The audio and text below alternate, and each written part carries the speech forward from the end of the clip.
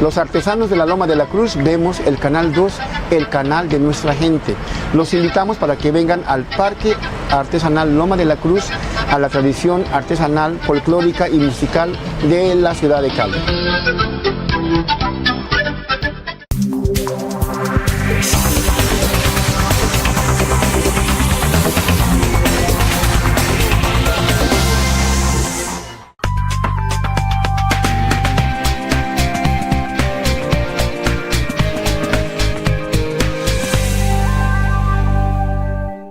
En momentos de relax, en los trascendentales, cuando arriesgaste dar ese primer paso. Calzado Rómulo, Rómulus y Cruz Verde es calidad y confort para todos tus momentos. Calzado Rómulo, orgullosamente calzando a Colombia. Transportes especiales acá. Confianza en la vía, con sentido social. ACOGA, generadora de compromiso y confianza, promoviendo la inclusión, la integración, liderazgo y la participación del clúster de la gastronomía, la cultura y el turismo. ACOGA, Asociación Colombiana de Gastronomía.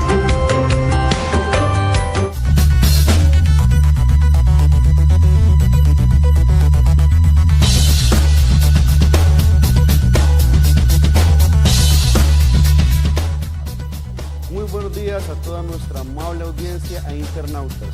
Hoy, para trabajar y para hablar sobre temas de interés nacional, internacional y por supuesto local.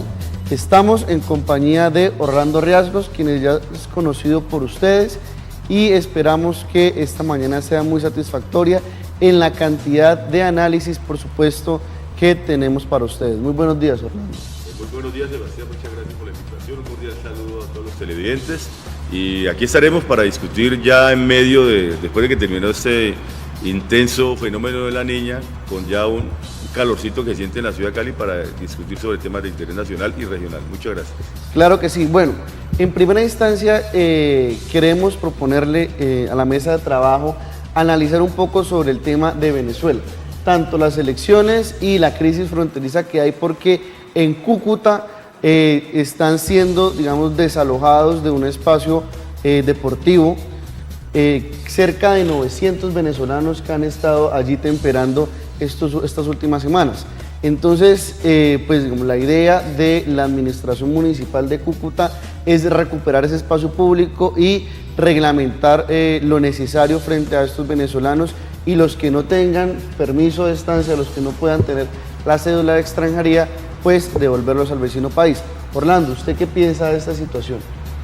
El tema de Venezuela se vuelve inevitable en la agenda colombiana, ¿no? Todos los días surgen noticias de diferente índole, y lo que usted acaba de mencionar, o sea, si miramos la cantidad de venezolanos que ha ingresado a nuestro país en el último periodo, estamos hablando de más de 500.000 personas, y eso ha generado todo un grave problema en la región, sobre todo limítrofe con Venezuela, en el tema de Arauca, en el tema de los Santanderes, en la misma costa atlántica. El año pasado tuve la oportunidad de ir a Santa Marta, y se ve la presencia de muchos venezolanos y venezolanas ahí en la economía informal. Aquí mismo en Cali hemos ya notado presencia de venezolanos en el área comercial, en el tema de la industria, bueno, en muchas partes. Entonces es un fenómeno que nos afecta, como igualmente hace muchos años, por la atracción económica de Venezuela, muchos colombianos fueron a asentarse a Venezuela en búsqueda después de negocio, en búsqueda de una mejor vida. Hoy tenemos ese fenómeno al contrario, por lo que ocurre en Venezuela, por todo el tema pues del caos político, administrativo, el tema de la poca producción de alimentos. La gente viene para acá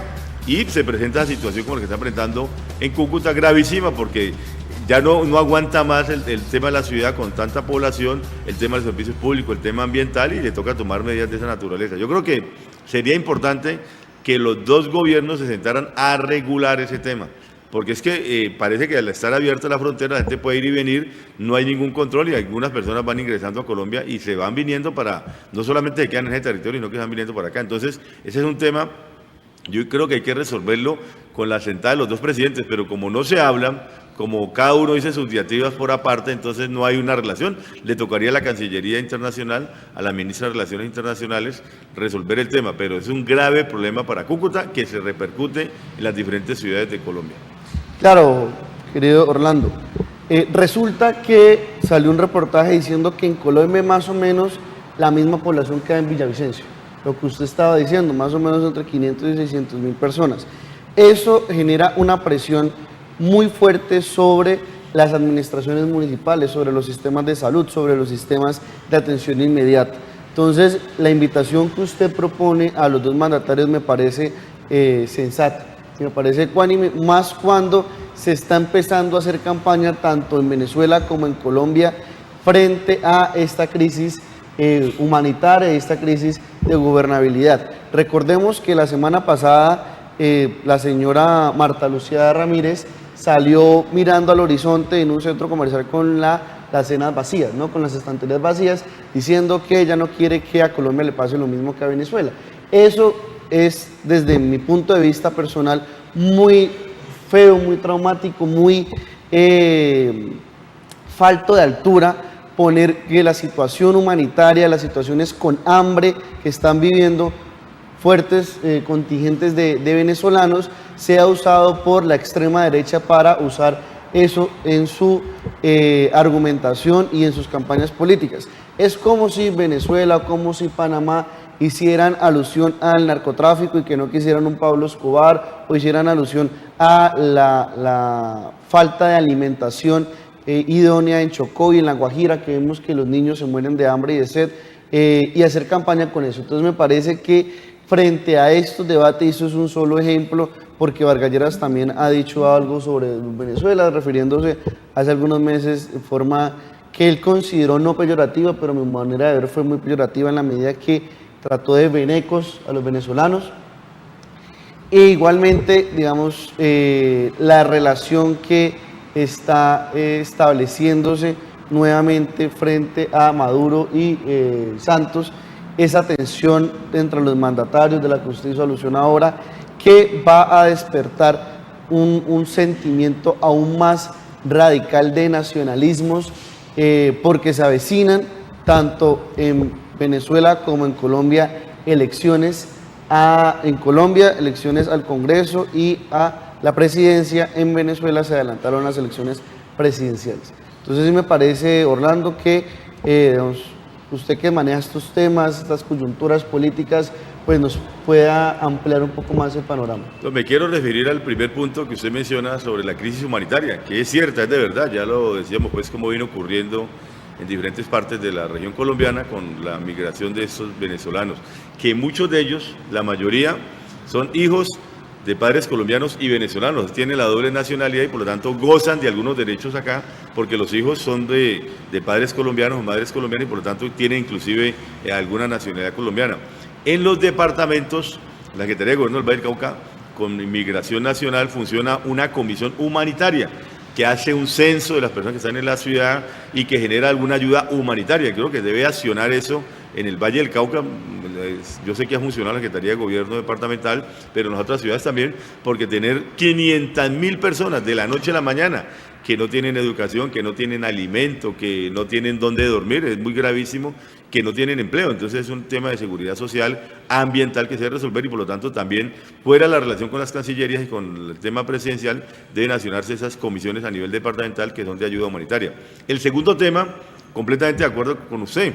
Yo no sé por qué nos quieren presentar la situación venezolana como si fuera pues la nuestra, como si fuera, se sintiera aquí en Colombia y como si fuera responsabilidad de algunos políticos, de algunas personas. Inclusive ese término del castrochavismo, que inclusive yo me pregunto, bueno, ¿por qué quiénes son los castrochavistas? Y esa es una discusión que hay acá. Entonces algunos candidatos presidenciales de la izquierda o del centro les quieren decir que porque son afines con Venezuela o porque han tenido alguna solidaridad con Venezuela, entonces son responsables de lo que pasa allá y que por lo tanto no voten por ellos o no estén de acuerdo con ellos porque no van a llegar a la misma situación de Venezuela. Yo creo que son cosas completamente distintas. Y lo otro, me parece falta de ética, de verdad, utilizar la situación de Venezuela para venir aquí a decir pues que mire que los estantes vacíos, que lo que va a ocurrir allá, algunos candidatos están prometiendo aquí, que una persona como Marta Lucía Ramírez se vaya a hacer campaña a Venezuela y no hacerla aquí en Colombia. Eso me parece falta de ética porque es que la gente no tiene la información. Yo nunca he ido a Venezuela. Toda la información que tengo referente a Venezuela es por lo que uno escucha en los medios. Y los medios en ese sentido son muy sesgados. Alguien me decía en estos días recientemente, en manera de chanza, que la señora Gurizati en RCN lleva 6 años diciendo que el pueblo de Venezuela se está muriendo de hambre. Y entonces me decía, pues esa dieta hay que traerla para Colombia, porque imagina, llevan 6 años aguantando hambre y todavía no se han muerto, entonces que debe ser alguna dieta buena. Y todos los días alusión a Venezuela, inclusive hay algunas cadenas aquí radiales que tienen programas alusivos a Venezuela, y lo que usted decía ahora, es que muchos de los temas de hambre, de miseria, de desempleo, de corrupción, de represión que ocurren en Venezuela, ocurren aquí en Colombia también. Entonces no sé por qué, si somos naciones hermanas, tenemos que tener que ese pueblo se gobierne con su autonomía, con sus propios dirigentes, con sus propias ideas, y que lo Colombia es absolutamente distinto. No se puede acusar a algunos dirigentes de ser castrochavistas cuando se ha comprobado aquí, y lo han dicho algunos dirigentes de la izquierda, que parece ser más castrochavistas los que han gobernado el país que los que piensan gobernarla. Porque es una política, por ejemplo la venezolana, que se basa en la extracción mineral, cosa que está ocurriendo en Colombia, que también nos basamos fundamentalmente en la economía del petróleo, y no genera un valor agregado, no tenemos un mayor nivel de exportaciones. En Venezuela pasa eso. Como la economía solamente se reduce al tema del petróleo, el tema de la extracción de minerales, por supuesto es una economía que fracasa, además del mal gobierno, por supuesto, además de la dictadura, de la imposición de los militares, de que solamente hay un solo partido y la oposición parece que está siendo manipulada o bloqueada. Entonces, en ese sentido yo creo que hay que hacer la diferencia, que lo que ocurre en Venezuela es de ellos y no de nosotros, y viceversa, no meternos en la casa ajena. Y lo otro, lo que sí me parece ya, digamos, hay que mirarlo con mucho detalle, es la convocatoria de elecciones que acaba de hacer la Asamblea Nacional Constituyente, que ya ha ratificado que Maduro sería el nuevo candidato presidencial y que la oposición parece ser que no va a participar en elecciones. Eso garantizaría que el régimen de Maduro estaría durante 7 años más gobernando ese país. Y la oposición quedaría blanqueada, porque ya vimos que convocaron elecciones de alcaldes y no participaron o fueron derrotadas frondosamente, lo mismo que la gobernación. Entonces, mientras que en Colombia, como cosa paradójica, alguien me lo decía también, no convoca el Consejo Nacional Electoral al tema de las elecciones de la ley antitaurina, el tema de Bogotá, el tema de la revocatoria de Peñalosa y el tema de el anticorrupción, el régimen anticorrupción. Entonces aquí en Colombia no convocamos elecciones y en Venezuela las convocan de la noche a la mañana. Van a ser elecciones presidenciales en 4 meses, por supuesto. Yo le doy la razón a la oposición, que no está organizada, que está dividida, que hay diálogos, pero bueno, el régimen de Venezuela es otra cosa y yo no creo que en Colombia impere el castrochavismo. Me parece importante esa alusión a las convocatorias de elecciones, porque claro, aquí se ha manipulado, por ejemplo, la revocatoria a el alcalde de Bogotá, señor Peñalosa, se ha manipulado también la consulta antitaurina, ahora se quieren manipular las consultas a los municipios mineros, que si se aprueba o no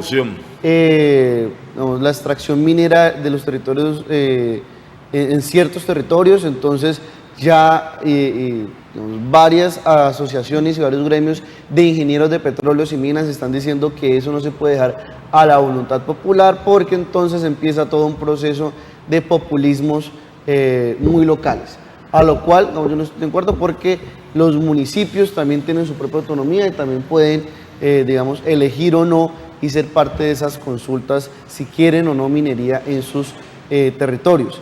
Y también la consulta anticorrupción. Me parece que aquí las elecciones se hacen es adecuándose a los que estén en ese momento en el poder y lo que les convenga al poder.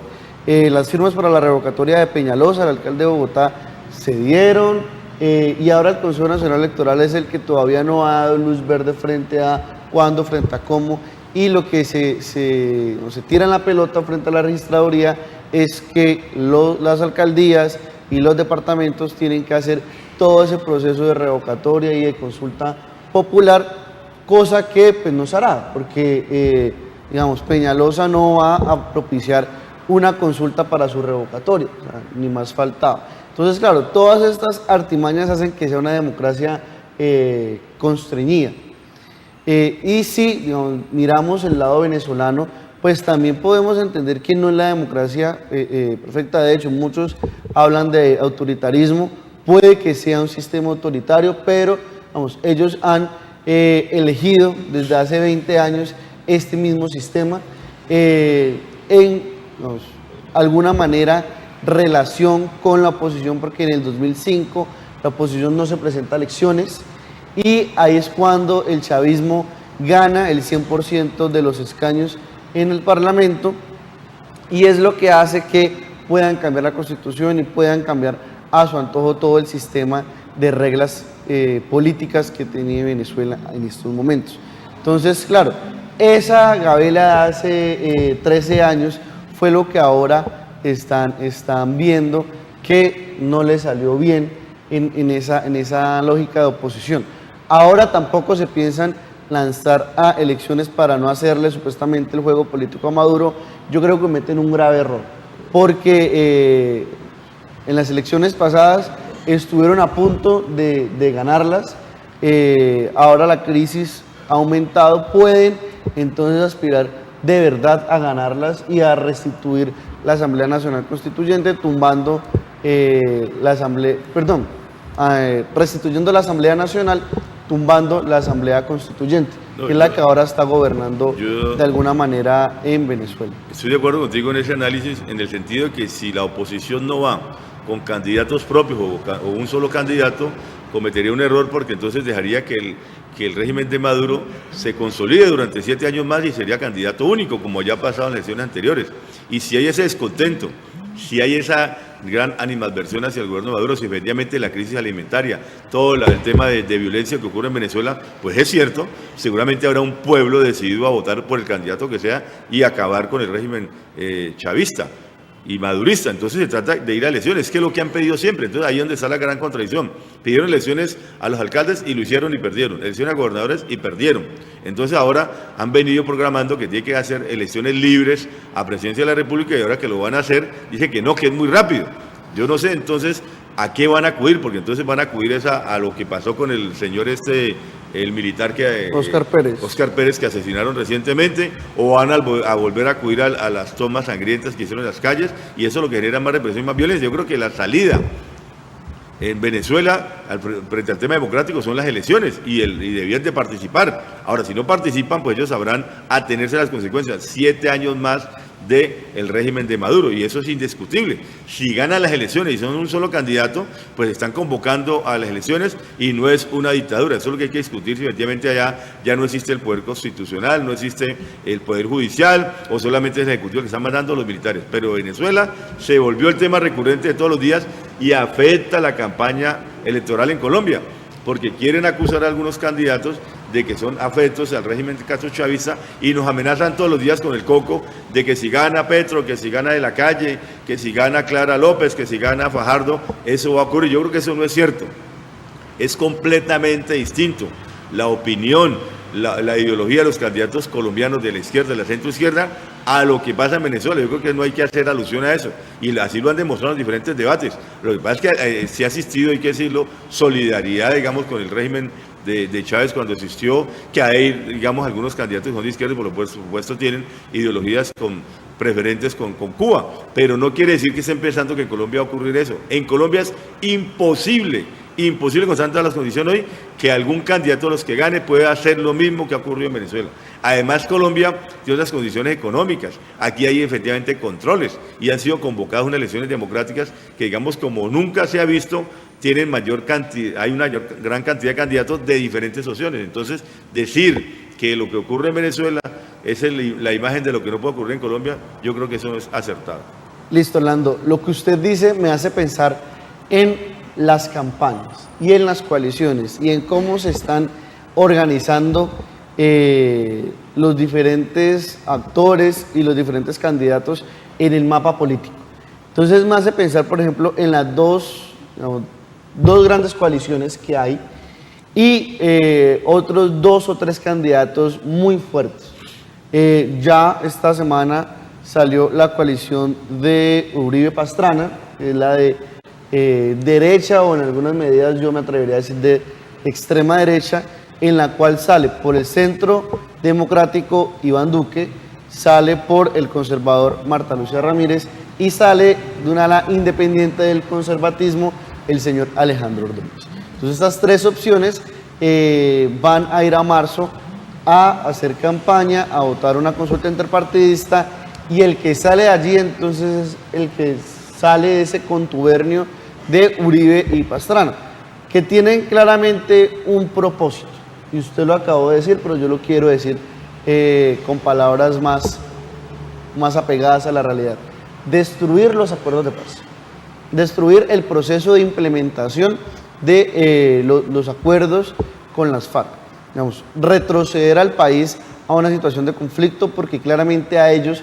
no les importa ni les interesa el proceso de implementación de los acuerdos de paz. Eso lo hemos visto, por ejemplo, ahora que hay una reducción significativa de los homicidios. Salió el reporte de los homicidios del 2017, la cifra más baja en 41 años, Orlando. Eso ya nos tiene que llenar de satisfacción. Son menos colombianos muertos productos de las balas. Por el otro lado está Coalición Colombia, que es entre Fajardo, Robledo y López. Están allí en el contubernio de los tres, que es una alianza de centro-izquierda, digamos, más de izquierda por Robledo, más de centro por López, y Fajardo ahí se le ha tildado de nini, ¿no? No se sabe ni de derecha ni de izquierda. Entonces, también esa falta, creería yo, de astucia política, de terminar el juego en estos sentidos, es lo que le podría pasar una cuenta de cobro al final en cuestiones de votos, ¿no? Porque no hay una respuesta firme frente a politización ni polarización, sino frente a asuntos tan trascendentales como el proceso de paz e incluso como las relaciones frente a Venezuela. Y por el otro lado está Germán Vargas Lleras, un hijo de la oligarquía que nació para ser presidente, y está también Humberto de la Calle, un hombre de Estado, un hombre que fue el garante también y el que ha procedido para los acuerdos de paz que se firmaran. Entonces quisiera conocer su opinión, Orlando, pero primero déjeme saludar a un buen amigo que recién hace presencia en el estudio, el señor Álvaro Portel. ¿Cómo está? Hola, buenos días, ¿cómo estás? Bien, bien. Muchas gracias por la invitación. Bueno, Bienvenido. bienvenido. Bueno, entonces estamos hablando sobre las elecciones y sobre estos procesos de coalición. Entonces, Orlando y luego... yo quiero hacer, digamos, un resumen de lo que decía ahora. Estas elecciones presidenciales se han vuelto, digamos, como las más importantes en este momento histórico de Colombia. Primero, por la gran cantidad de candidatos. Si usted mira anteriormente, era el Partido Liberal y el Partido Conservador. No había sino... eran los dos candidatos, y cuando surgía alguien, históricamente la ANAPO, que le roban la elección en 1970, o de pronto las disidencias mismas del Partido Liberal o el Partido Conservador, pero regularmente era entre estos dos el bipartidismo. Ahora hay una gran proliferación de candidatos, entonces la gente se queja de que hay muchos candidatos, que yo no sé qué tantos candidatos. Eso se ha ido depurando de alguna manera, ¿no es cierto? Algunos ya se presentaron por firmas, algunos le negaron el tema de las firmas, otros ya se inscribieron por firmas, y hay otros partidos. Ahora ya no solamente hay dos partidos, tenemos muchos más partidos, muchos de los mismos, ¿no? Cambio Radical, el partido de la U viene siendo, digamos, presiones o disidencias de esos grandes partidos tradicionales, el Partido Liberal, el Partido Conservador. Entonces, se viene el panorama del 11 de marzo, y yo quiero aclarar que hay dos consultas interpartidistas. Hay varias coaliciones, ¿no?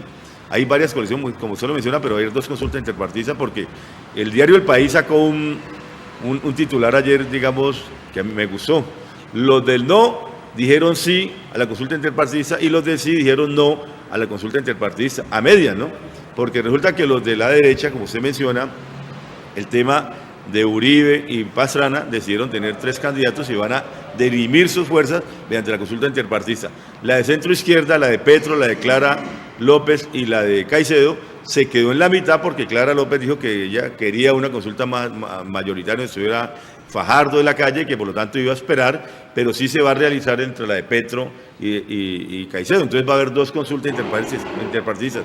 El 11 de marzo la gente tiene la opción de votar al Senado, a la Cámara de Representantes, por las diferentes instituciones también, las indígenas y las de afros, y las consultas interpartidistas, una de las dos, o la de Petro y Caicedo, o la de Marta Lucía, Duque y el exprocurador Ordóñez.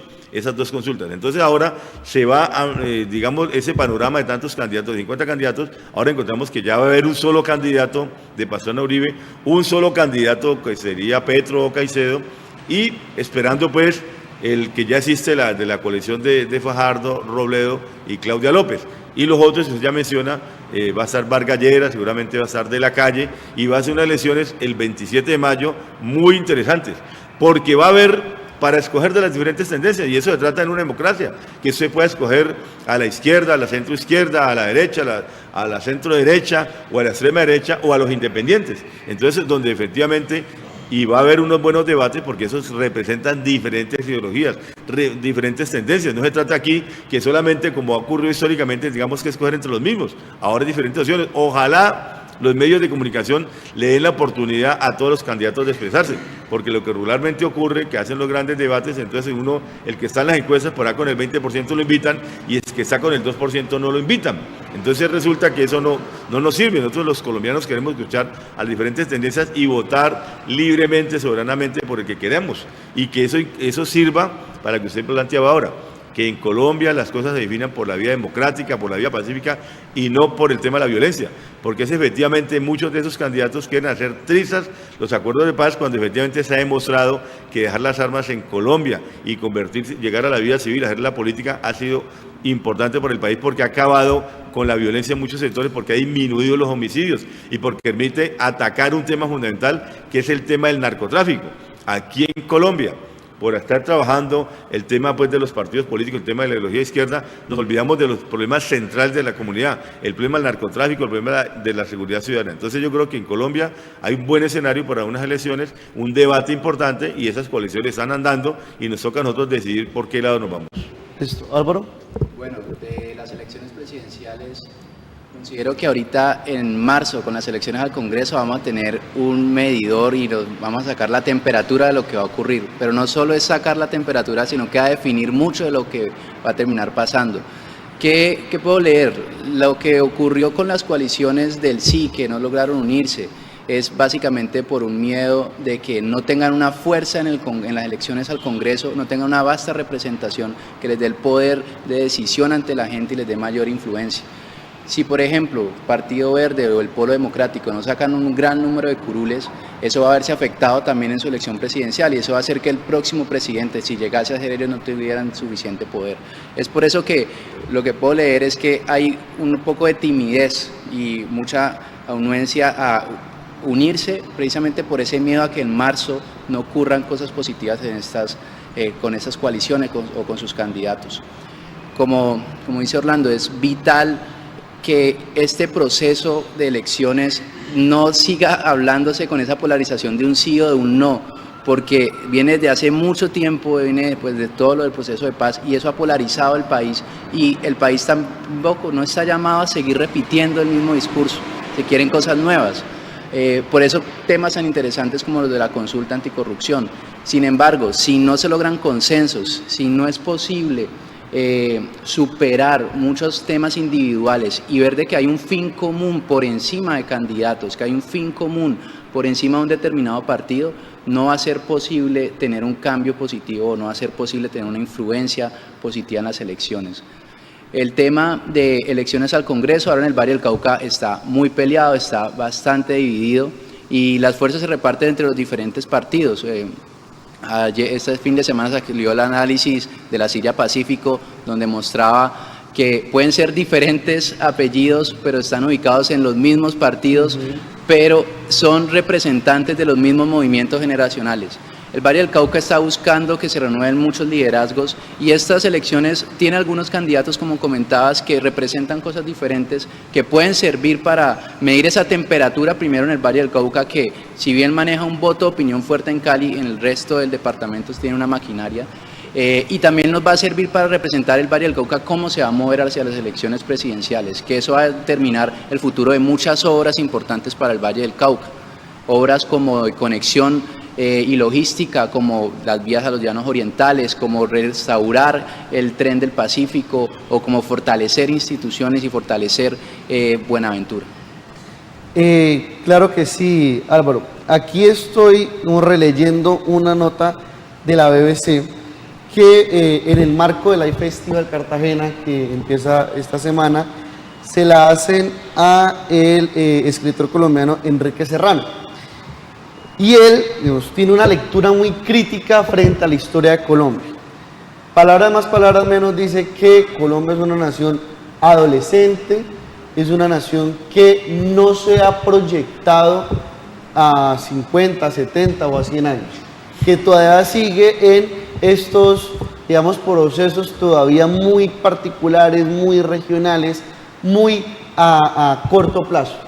En estos días yo hablaba que las elecciones, o que mejor, la administración pública y el gobierno no se piensa ya ni siquiera a las próximas elecciones, sino a los próximos contratos. Entonces un plazo de 3, de 6 meses o hasta de un año. Y no hay una continuidad, digamos, en estas lógicas interesantes que frente al escritor Serrano dice, pero vea, Colombia necesita un plan a 50 años, como mínimo, y un plan en el que haya voluntad de todos. Lo que dice Álvaro es muy cierto, digamos. Un ejemplo, el tren de cercanías del Valle del Cauca. Vamos, la gobernadora dice una cosa, el alcalde de Cali dice otra. Entonces, frente a esa imposibilidad de establecer grandes consensos, de establecer un proyecto sólido, un proyecto claro, un proyecto a largo plazo, bueno, yo quisiera que frente a esa incapacidad de ustedes, aparente incapacidad, digamos, estoy transmitiendo lo que dice el escritor Enrique Serrano, ustedes pueden decir no, que no hay ninguna incapacidad, o que efectivamente la hay, que concuerdan con lo que dice el escritor. Entonces me parece que es importante escuchar el punto de vista de ustedes frente a esa característica del colombiano y de los gobiernos de no establecer un proyecto continuo de infraestructura, de educación o de mejorar las condiciones de calidad de vida del pueblo. Correcto, pero yo quiero referirme a algo que decía Álvaro que me parece bien interesante. ¿Será que el 11 de marzo van a triunfar las maquinarias o va a triunfar el voto de opinión o van a ganar los independientes? Yo creo que en el Congreso de la República definitivamente ganan las maquinarias. Y eso de verdad va a incidir para que la gente piense cuál va a ser el candidato presidencial, el que tiene el apoyo de las maquinarias, o va a ser los candidatos independientes, o las redes sociales van a tener incidencia, el voto de opinión, o simplemente ya no tienen, porque es que una cosa son las encuestas ahora, que son, digamos, el voto de opinión de las redes, que luego las maquinarias, porque entonces si el Centro Democrático elige 20 senadores y tantos representantes de la Cámara, o Cambio Radical, o el Partido Liberal, o el Partido Conservador, tanto y tanto, y los otros eligen 5 o 10 apenas, mire, estos solamente tienen 10 representantes y esto no significa ninguna opción. Entonces, pero una cosa es el tema cuando se elige un candidato al Senado, al Consejo, a la Cámara o a la Asamblea, que cuando se elige un candidato al Ejecutivo. Ahí opera mucho más el voto de opinión, el caudillo, las ideas de las personas, el tema personal. Los otros son maquinarias, es el tema del dinero, el tema de las reuniones, el grande, los regalos que llegan pues de parte de esos partidos políticos, las dádivas que ofrecen. Son esos dos fenómenos. Vamos a ver qué triunfa. Yo diría que va a triunfar, por supuesto, la maquinaria. Eso lo podemos dar por descontado en el tema del Congreso, pero el tema presidencial, aunque eso va a afectar, va a ser otro el debate. Esperemos que llegar mucho más allá. Y eso se parte, esa primera reflexión de lo que tú planteas y lo que dice el escritor. Yo sí creo que en Colombia todavía vivimos mucho de las emociones, vivimos mucho todavía del folclore, pero aquí no hay una verdadera planificación de la economía, no hay una verdadera planificación de lo que pasa en nuestro país, los planes de desarrollo, por ejemplo. Se vuelven planes de desarrollo que no se aplican. Simplemente el gobernante de turno cumple con la ley 52, hace un plan de desarrollo nacional se lo discute el Congreso de la República, o aquí en el caso de Cali los concejales, o en el caso de la gobernación pues la Asamblea Departamental, y a veces no se tienen en cuenta las metas, los indicadores, no se tienen temas de largo plazo. Aquí en el Valle del Cauca venimos hablando del Valle 2030, y creo que ahora el Valle 2050, entonces donde no interviene la universidad, donde no intervienen los académicos. Aquí hay temas de trascendencia que tienen que resolver, y uno de esos es el tren de cercanías, indudablemente. ¿Cómo es posible que la gobernadora del Valle del Cauca esté jalonando el tema y ya haya hablado con alguna representación internacional y el alcalde de Cali ni idea, no sepa qué está ocurriendo con eso? Cuando tiene graves problemas de movilidad en la ciudad, cuando podemos integrar todo el circuito de la gente que viene de Jamundí, de Yumbo, de diferentes partes del Cauca, inclusive aquí mismo en la ciudad, para integrarlos en ese corredor tan grande que tenemos en toda la 25, que algún alcalde anterior planteó hacer la avenida del Bicentenario.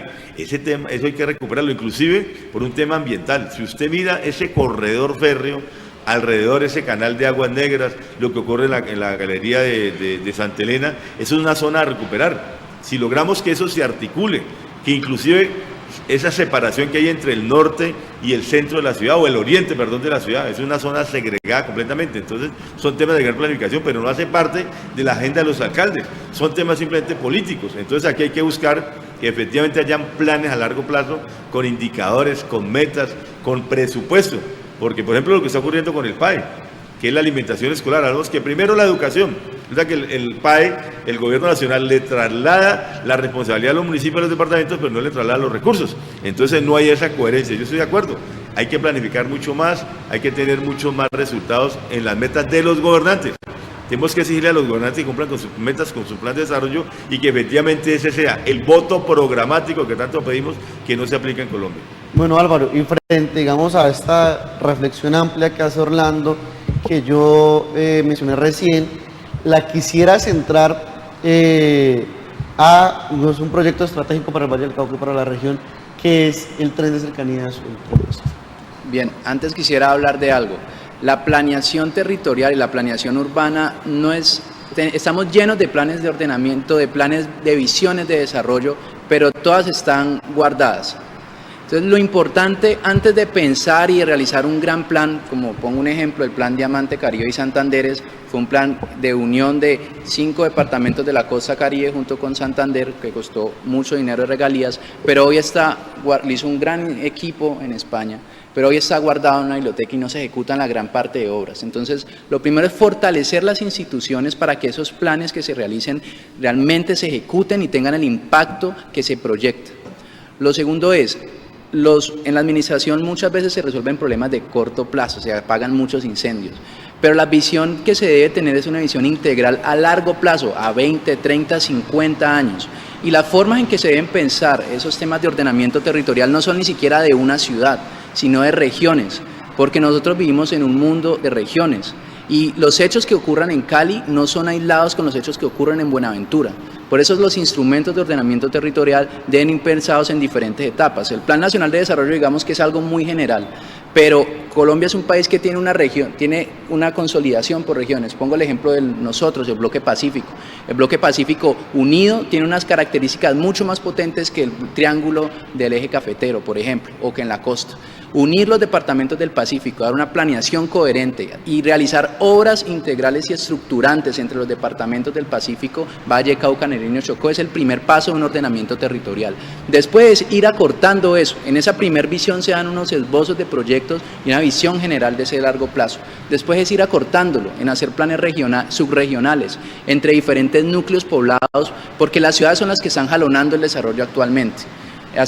Observar, por ejemplo, una teoría que son los diamantes que son la unión de ciudades. Puedes verlo Cali, Buenaventura, unirlo con el eje cafetero, unirlo a Zapopayán o con Santander.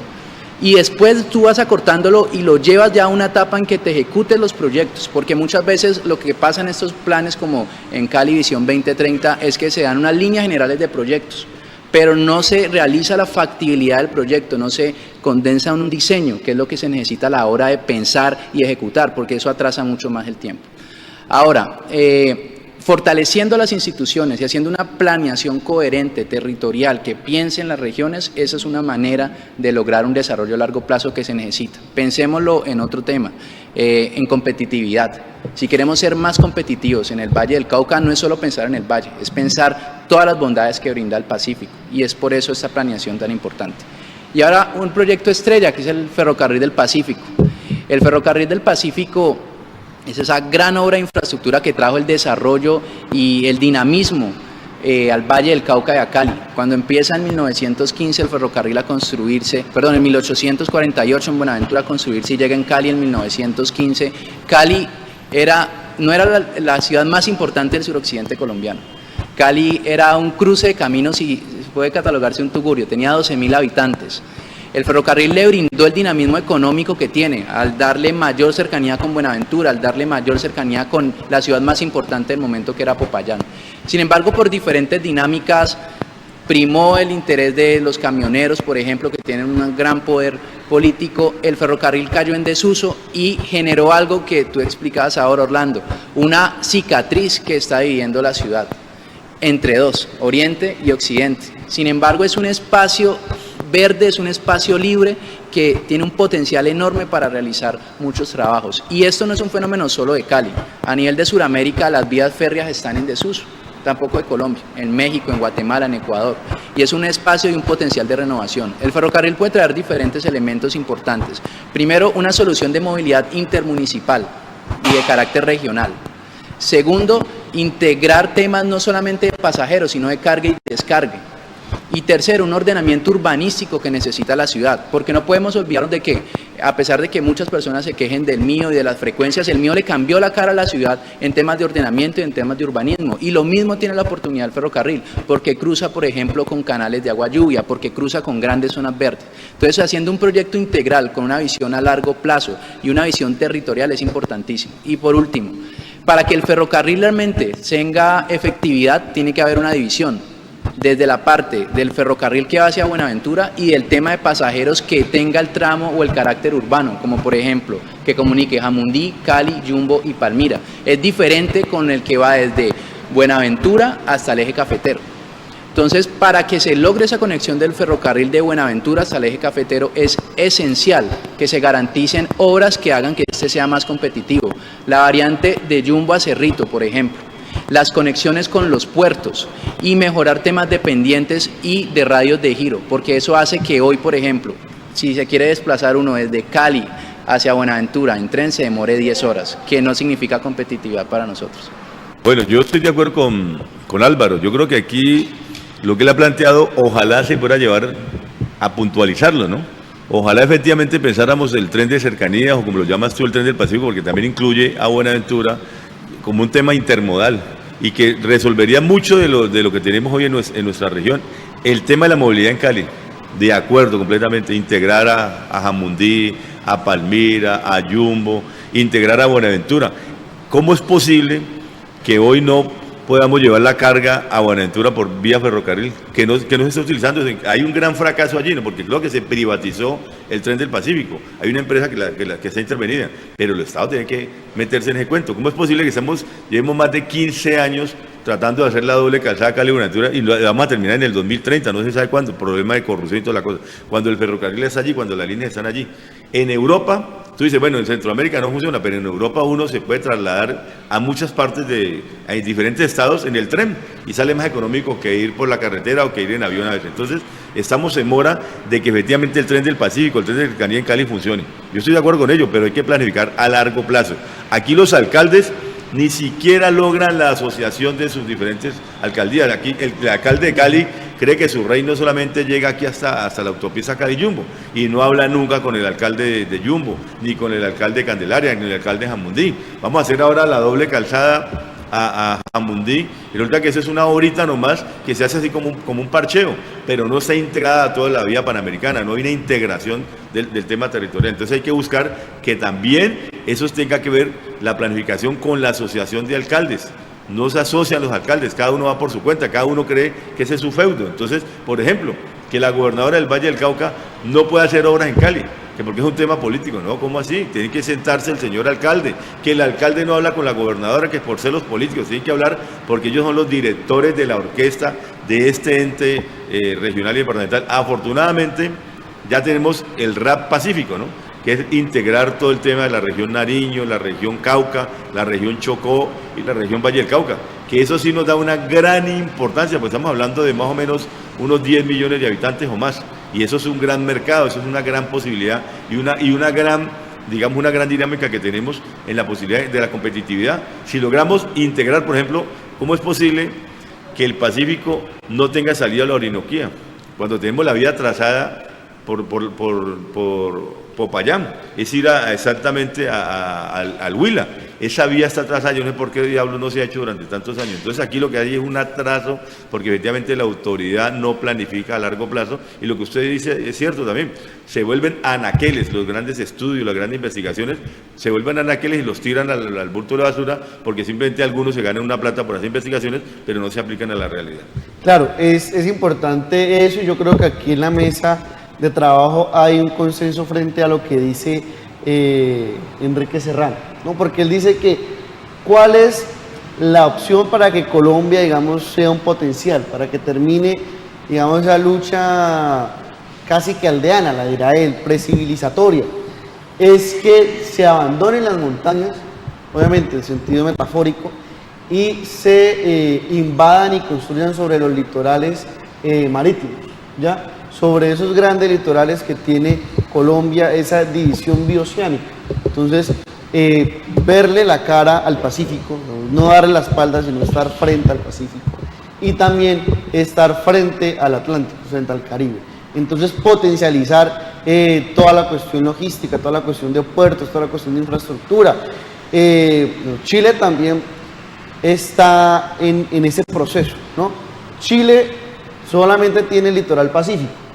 Chile es un país supremamente angosto, supremamente difícil de transitar de norte a sur, pero los estándares de calidad de vida y de PIB en Chile son comparados con Europa, ni siquiera son comparados con América Latina, y muchos... Pues, tengo una interpelación, Sebastián. Mire el tema de Bolivia, no tiene mar, no tiene salida al mar, y mire los niveles de crecimiento y desarrollo. Mire claro, Ecuador, claro, que efectivamente explota el Pacífico. Aquí el Pacífico para nosotros no lo explotamos como corresponde. Exactamente, y muchos, siguiendo con la idea de Chile, muchos colombianos se han ido para Chile a probar suerte, y a algunos les ha ido muy bien. Entonces es eso, es ver frente a las posibilidades que hay en este tránsito, en estas grandes avenidas que son las rutas oceánicas, ¿no? Entonces, claro, garantizar mayor envergadura y mayor tránsito a Buenaventura, por ejemplo. Eso es una cosa importante, es una cosa que debe hacerse. En el Caribe, digamos, yo creo que en las costas es donde más hambre y miseria se ve, ¿no? La Guajira, que es la costa norte, el Chocó, que es la costa pacífica, y Buenaventura, digamos, todo el litoral pacífico, el litoral norte, caribeño. Esas son las visiones, esos son los debates que tenemos que dar de cara al siglo XXI, ya que estamos llegando casi que al primer cuarto del siglo, ¿no? Entonces, esto es importante tenerlo en cuenta, queridos televidentes, esto es importante hacer esa alusión. ¿Por qué? Porque ¿qué mueve la economía de Perú? El Pacífico. ¿Qué mueve la economía de Ecuador? El Pacífico. Ecuador, que es un país mucho más pequeño que Colombia, tiene un puerto pesquero. Colombia no tiene puertos pesqueros, y entonces eso es un atraso en infraestructura, es un atraso en explotación a recursos públicos y a recursos naturales, y también a recursos públicos, porque se está gastando la plata necesaria para proyectos estratégicos de Colombia en otras cuestiones que no son de mucho impacto en niveles de competitividad. Álvaro. Sí, sobre eso. Hay un común denominador entre las regiones o las ciudades del Pacífico, puerto, que han logrado tener dinamismo y desarrollo económico. Es ser una zona económica especial. Una zona económica especial es un lugar donde, o es una ciudad donde, que es fronteriza, puede ser fronteriza, por ejemplo, Cúcuta con Venezuela, o que está en una zona portuaria que tiene dinámicas comerciales muy grandes que le permiten ser más competitivas. Pero la zona económica especial que tiene viene con reducción de impuestos, viene con mayor facilidad para que se importe y se exporten productos y se instalen nuevas empresas. Eso se puede ver, por ejemplo, en Singapur, que hace 50, 60 años era más atrasado y tenía menores índices de calidad de vida que Buenaventura. Ni siquiera tenían viviendas palafíticas como tienen ancestralmente las personas del Pacífico, sino que sus viviendas ellos vivían casi que en chozas en medio de la selva, pero Singapur hoy la ves y es un país con rascacielos, con uno de los mayores dinamismos económicos.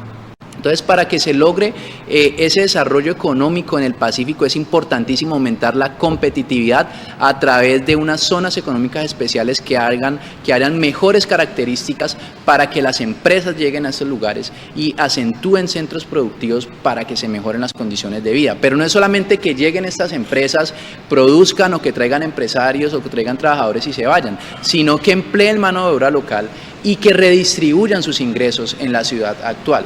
Que, por ejemplo, Buenaventura salga de atrasos en redes de servicios públicos, energía, basura, que tenga mejores escuelas y que tenga mejores servicios de educación. Entonces, si se observa el Pacífico tiene un potencial enorme por sus dinámicas comerciales, pero mucho más Buenaventura. ¿Por qué? Buenaventura es el punto más cercano entre Asia y Sudamérica. Sin embargo, a pesar de que uno dice, ¿por qué no van o por qué no se hacen las entregas hacia Buenaventura directamente? ¿Por qué no van los buques allá? Pues simplemente porque no hay condiciones económicas favorables como las de reducciones de impuestos y hacen que vayan en vez de Buenaventura a Guayaquil, que ni siquiera es un puerto marítimo, sino que es un río. Entonces, mejorando esas condiciones nacionalmente, porque una ley tiene que ser algo nacional, una mirada no solo desde el Pacífico, sino que Buenaventura se haga sentir como lo ha hecho últimamente con todo el tema del paro cívico, es que se puede también brindar condiciones especiales para que esta economía fluya. Y algo más importante aún, y es que cuando se garantice que entren capitales económicos, se redistribuya de una manera eficiente. No se pierdan esos dineros o se transverse su uso, sino que se pueda distribuir de una forma en que se utilice de la manera en que lo necesitan las personas, consensuado por ellos y también con una veeduría pública. Orlando. No, yo, por ejemplo, mirando lo que tú planteas, Álvaro, en la región, por ejemplo, Ipiales es, yo creo que una ciudad muy pequeña cuando podía tener todo un desarrollo con Ecuador, y no existe, ¿no? Inclusive Tumaco, que es un gran puerto, digamos, en el Pacífico, y no hay un puente que comunique Tumaco con el Ecuador, ni siquiera eso, cuando debemos tener esa integración de esa región para hablar de Nariño.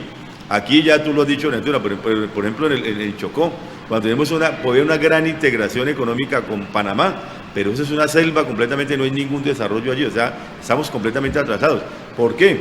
Porque es que resulta que aquí todo el tema de la ciencia, la tecnología y la investigación, esos recursos que son de regalías, se vuelven politiquería, se vuelven clientelismo. ¿Cuántos ministros en ciencia y tecnología hemos tenido en el gobierno de Santos, en el gobierno de Uribe? Como 15, cada año uno solo. Entonces no hay planificación a largo plazo, los recursos no se orientan donde debe ser. El tema de la educación se vuelve simplemente para el tema de la cobertura, para el tema de los alimentos, pero no se piensa el tema de la calidad, la orientación de la educación. Entonces, aquí en Colombia estamos en pañales en muchas cosas porque vivimos enredados en pensar en el vecino que está ocurriendo en Venezuela, que el caso chavismo, y no pensando en generar nuestra propia competitividad. Y lo que tú dices, la distribución del ingreso es fundamental. Porque aquí hablamos de crecimiento económico, pero ¿dónde está el desarrollo económico? Efectivamente, que eso se convierta en bienestar, porque los recursos se quedan en unas cuantas personas. Claro, aquí hay crecimiento económico, efectivamente hay productividad, hay negocios, pero esos negocios no hay una distribución hacia quien debe ser, para que efectivamente eliminen los temas de violencia de los jóvenes en las comunas, para que vamos a invertir en la educación en esos sectores, efectivamente en la salud, pero esa distribución no se da. Hay un crecimiento económico, pero no hay un desarrollo económico en nuestro país. Claro, es la idea de que Colombia no tiene una infraestructura económica importante, digamos, tiene unos puertos, pero no son los grandes puertos que aceptan barcos de gran calado, ¿ya? Los barcos más importantes del mundo ahora tienen un calado mucho más amplio del que tenían hace 10 o hace 15 años. En Buenaventura se está intentando hacer un dragado, pero hasta ahora no ha sido suficiente para que estos barcos lleguen en condiciones de infraestructura. Lo hablaba Álvaro también, en condiciones de impuestos, en condiciones tributarias y arancelarias, tampoco es que sea mucha competitividad. Vimos la semana pasada, antepasada, la caída del muro de Chirijara, del puente Chirijara. Vimos, o hemos visto, digamos que en la línea se han demorado casi 10 años en obras, pero otros 70 intentando y hablando de los túneles y de los puentes y de los viaductos, y hasta ahora, digamos, no se ha puesto en funcionamiento, aunque va en una etapa avanzada, pero todos estos rezagos en infraestructura nacional, pero también urbana. Vamos, Bogotá no tiene tren, o sea, una de las pocas ciudades de más de 7 millones de habitantes que no tiene ni tren de cercanía amplio y desarrollado, ni metro que le favorezca la integración y la movilidad a los ciudadanos bogotanos.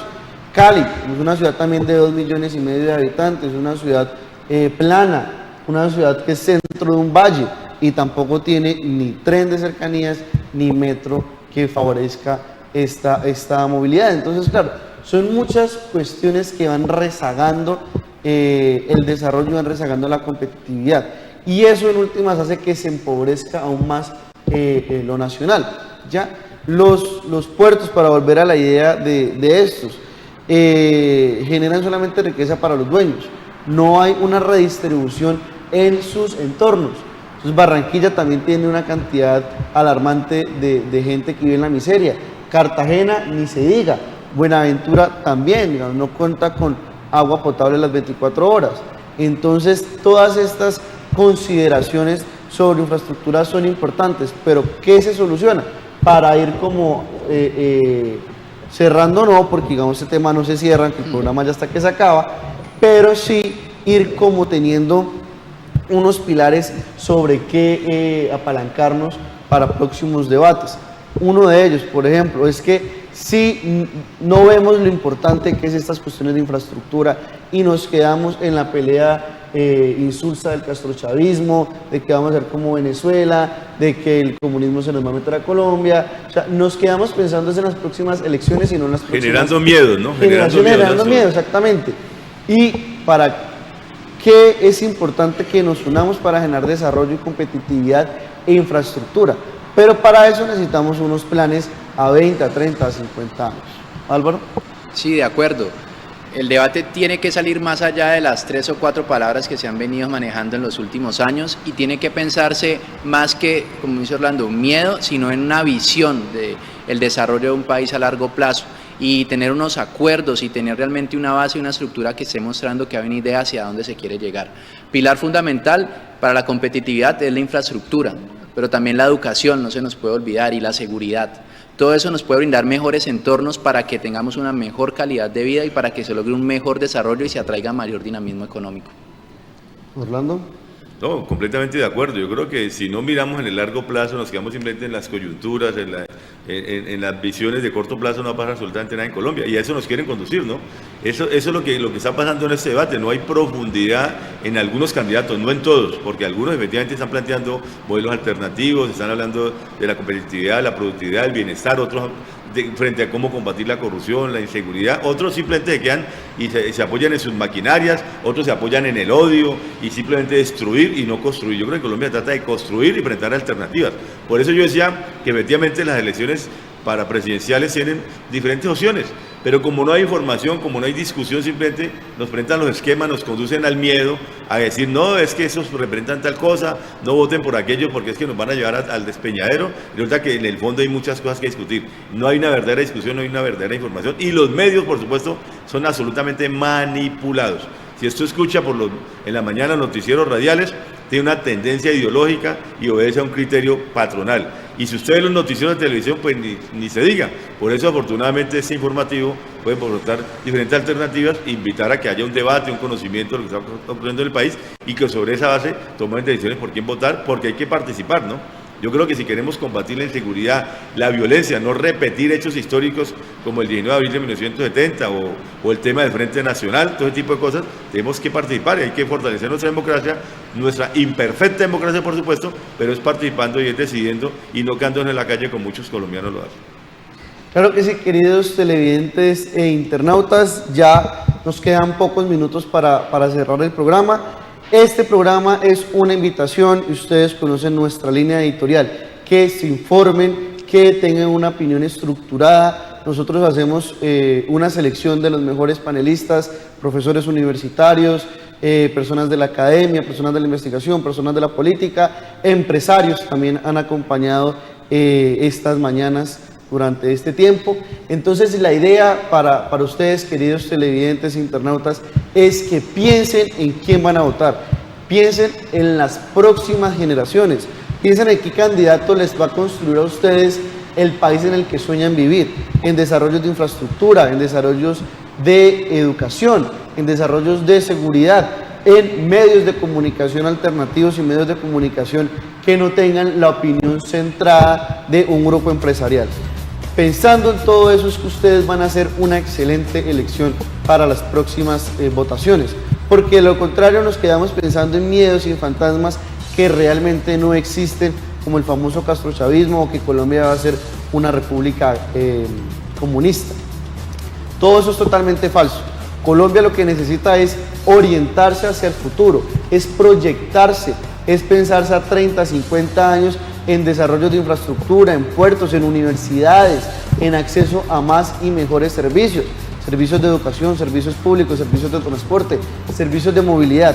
Esto apenas es una perla, querido televidente, para que usted indague más, para que usted busque sobre lo que hemos hablado, busque las elecciones, se informe, esté al tanto de las noticias, busque los proyectos más importantes que hay en Cali y en la región, para así usted tener una opinión muy informada y formar sobre todo opinión pública, no tener una opinión publicada por la calle, sino que haya una opinión pública, que haya un criterio en el cual ustedes puedan apalancarse y desde el cual ustedes puedan hacer una alusión de acuerdo a sus principios, sus valores y a su ideología. Reciban un muy buen día y estaremos con ustedes mañana. Felicidades.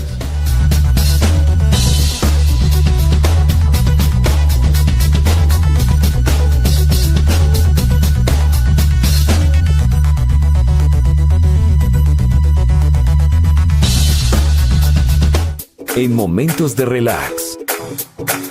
En los trascendentales.